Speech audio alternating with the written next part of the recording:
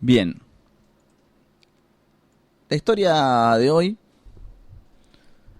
es nuevamente de una casona, como ya lo prometí la semana pasada. No habían entrado todas las historias de casas embrujadas en un solo posteo, así que lo vamos a hacer dividido en dos. La semana pasada hablamos de... ¿De qué hablamos la semana pasada?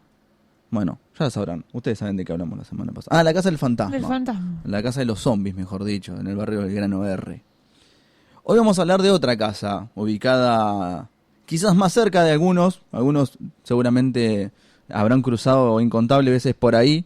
Me incluyo, aunque no la recuerdo físicamente porque quizás pasó desapercibida, para muchos no, porque es muy particular. Riobamba 144, barrio Albanera, ¿sí? La casa de la palmera, le dicen. Es bastante particular, es una casa de fachada verde, con un portón de rejas, y antes del portón de rejas, entre la fachada de la casa, entre la casa y el portón hay un pequeño patio y sale una palmera gigante. Por lo tanto es una cosa bastante característica del lugar, ¿no? Cuando pedís un delivery y le decís, la casa de la palmera. Ah, listo, sí, llegás a la puerta y hay una palmera. Imposible de equivocarse. Riobamba 144, barrio de Valvanera. Catalina Espinosa compró esa casa. Esposa del doctor Galcerán. Un médico con muchísimo dinero. Que falleció a finales de 1800, producto de la famosa fiebre amarilla. Fue una de las tantas víctimas de esa fiebre. El doctor Galcerán, un tipo con mucha guita, dejó una vasta herencia, una vasta fortuna a su esposa, a Catalina Espinosa, la cual parte de esa la utilizó para comprar esta casona en el barrio de Valvanera. Galcerán dejó a su esposa viuda con 6 hijos, 5 varones y una niña, la más chica, llamada Elisa Galcerán. La familia se desarrollaba bastante bien, una familia tranquila, con mucho dinero, por lo tanto sin ningún tipo de apuro, hasta que un triste día Catalina fallece, ¿no? Catalina Espinosa pierde la vida, por lo tanto la herencia pasa a sus hijos. Y digo sus hijos, no hijes, ni a sus hijos y hija, porque, dadas las leyes del momento, había dos condiciones básicas y muy importantes por las cuales Elisa no podía heredar. Primero, que era la menor, por lo tanto la herencia pertenecía a los hermanos mayores. Y segundo, quizás la parte más triste, es que porque era mujer, ¿no? Ustedes saben que en algún momento de la historia de nuestro país y de muchos países del mundo, las mujeres no podían heredar. Simplemente, si una mujer era heredera de la fortuna de su padre, esa persona, esa mujer, iba a tener esa herencia hasta que se casara, y cuando se casara esa herencia pasaría a su esposo. O sea, ninguna mujer podía heredar directamente la fortuna de su familia. Simplemente se debería casar para que esa herencia pase a su señor marido, y en este caso la herencia pasó a sus hermanos más grandes, a sus 5 hermanos más grandes. La familia Galcerán vivió muchos hechos bastante tristes posteriores a la muerte de Catalina. El primero se dio cuando uno de los hermanos, que dicho sea de paso, tenían una vida bastante agitada, agitada en el sentido de que se la pasaban de joda, básicamente. Aprovechaban la fortuna de la familia para vivir de fiesta, borrachos, de joda en joda, de boliche en boliche. Y Catalina se había hecho cargo de la casa, con la cuestión particular es que ninguno de los hermanos se quería ir de la casa. ¿Por qué? Porque si no iban a tener que mantener su propia casa. Entonces dijeron, nos quedamos todos en esta casona que es gigante, cada uno tiene su cuarto. Entonces Catalina era la única responsable de alguna manera de mantener esa casa lo más digna posible. Después de la muerte de su madre, Elisa decidió cerrar con llave la habitación de su madre para conservar su memoria. Como era de alguna manera demostrando en ese primer momento triste, trágico de la familia, una suerte de responsabilidad sobre todo lo que pasaba dentro de esos muros. Elisa se hace responsable, al no tener parte de la herencia, no le quedaba otra que laburar, por lo tanto trabajaba como taquígrafo en el Congreso de la Nación. Otro triste día, fallece, como les decía, uno de los hermanos Galcerán jugando al tenis. El tipo estaba entrenando, ¿no?, con unos amigos, jugando al tenis, y le dio un infarto. Por lo tanto, pierde la vida. Esto a muy poco tiempo del fallecimiento de su madre Catalina. Elisa toma la decisión, la misma decisión que tomó con su madre, ¿no? Cerrar la habitación con llave de su hermano, haciendo que ese espacio quede congelado en el tiempo, de alguna manera conservando la memoria de el hermano Galcerán que había partido. Esto un poco extrañó a los hermanos restantes, a los 4 que quedaban, por cierto tono de frialdad que había adoptado Elisa, casi como inmutable, ¿no? Fría, distante. El dolor de todos los hermanos por la pérdida de uno de ellos, pero ella casi como ajena a todo eso, ¿no? Simplemente con una frialdad, una seriedad única para el momento tan triste. No pasó mucho tiempo hasta que de vuelta la tragedia golpea a la familia y otro de los hermanos, un poco copeteado, vamos a decirlo así, se subía a una lancha con unos amigos y unas muchachas para navegar en el río. Aparentemente se cae y muere ahogado. El accionar de Elisa es exactamente el mismo.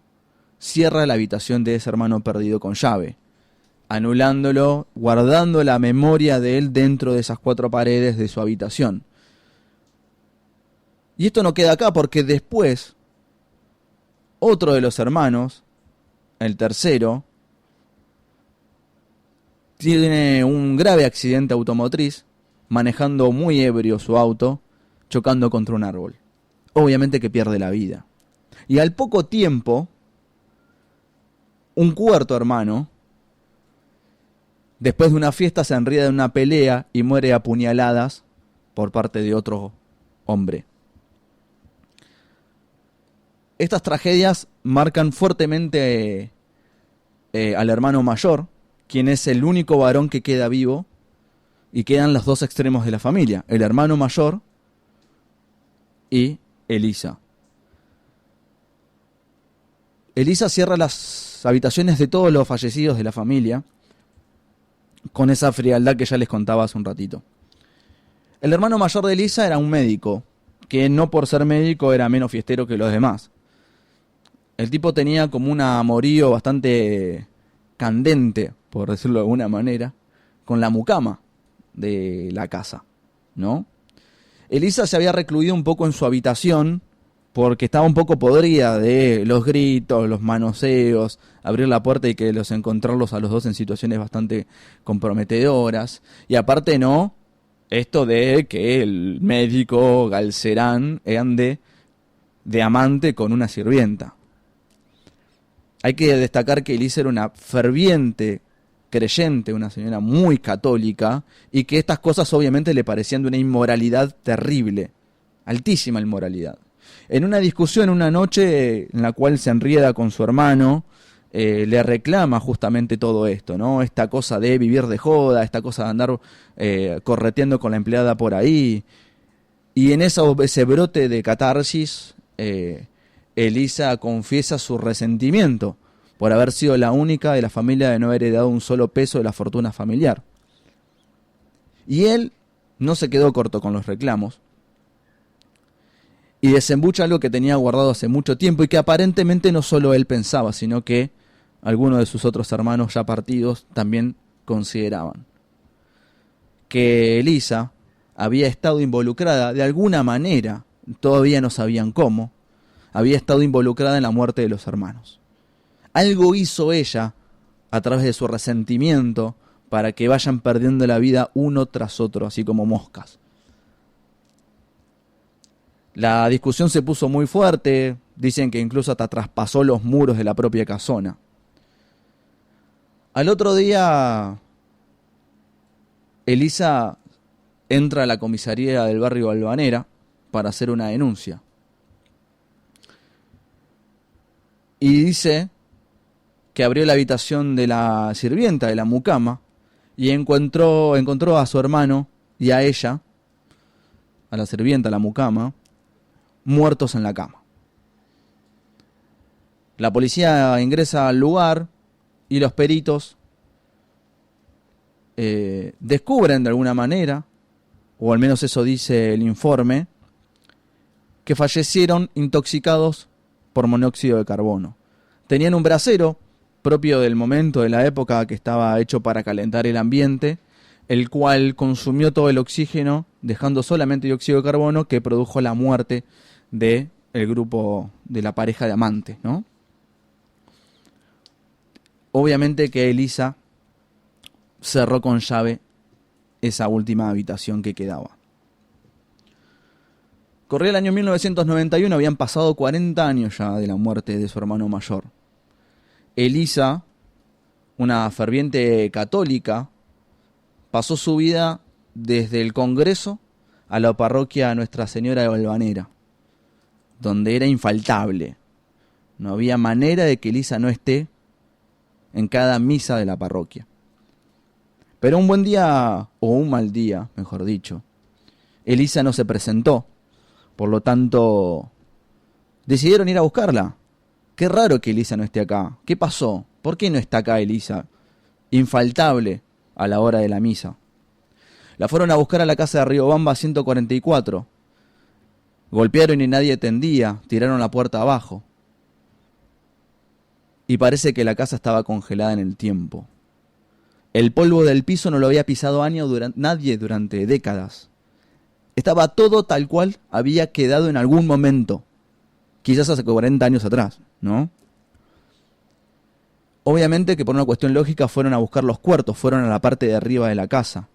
Encontraron casi todos los cuartos cerrados con llave y los que se pudo abrir, la sorpresa los invadió viendo que la situación era casi como que hubiese vivido una persona en algún momento hace mucho tiempo y hubiese desaparecido inmediatamente, sin poder acomodar absolutamente nada de lo que tenía su habitación. Quedaron congelados en el tiempo.